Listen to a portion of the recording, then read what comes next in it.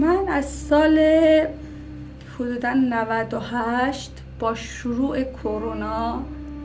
بیماری من تشدید شد و من تا سال 98 خودم مغازه بدلیجات کار میکردم و شاغل بودم کنار همسرم، پا به پای همسرم کار میکردم تو شهر غریب، با اینکه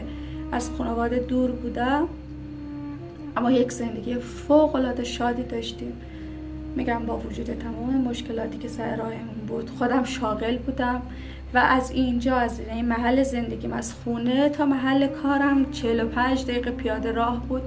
من هر روز صبح پیاده میرفتم و غروبم پیاده با شوهر و دخترم میمدم خونه، چون شوهرم که از سر کار تعطیل میشد میمد، دخترم برمی‌داشت و پیاده میمدیم خونه و چقدر لذت بخش بود برامون. از سال 98 که با شیوع بیماری کرونا من دقیقا روزهای اول درگیر کرونا شدم، آمبولی ریه گرفتم و اونجا بیماری من تشدید شد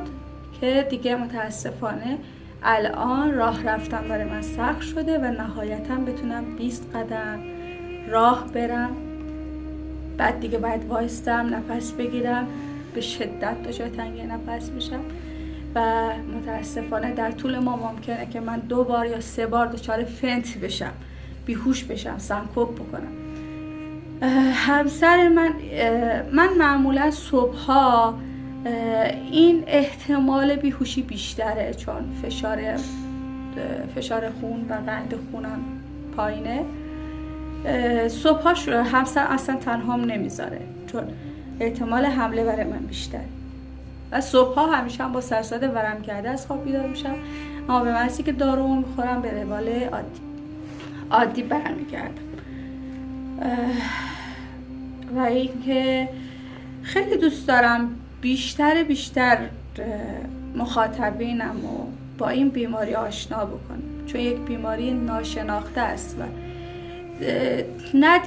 نشنیدم جایی در موردش صحبت شده باشه. من الان هنوزم که هنوزه با وجود این همه پرونده های پزشکی، با اینکه بیمه نشاندار دارم، یعنی جزء بیمارای خاص شناخته شدم، از طریق کمیسیون پزشکی تایید شده، با این حال وقتی من به حالت سنکوب امداد منو به بیمارستان منتقل میکنه، اونجا دوباره باید از نوع شوهر من توضیح بده بیماری منو تا پزشکا یا انترنایی که میان بالا سر من بدونن من چرا بیهوش شدم. و جالب ترین موضوع اینه که در نگاه اولین سوالی که از من میپرسن یا از همراه هم میپرسن، میگن مواد زده که سنکوب کرده یا فند شده. برای همین هدفم اینه که این بیماری رو به مردم بشناسونم.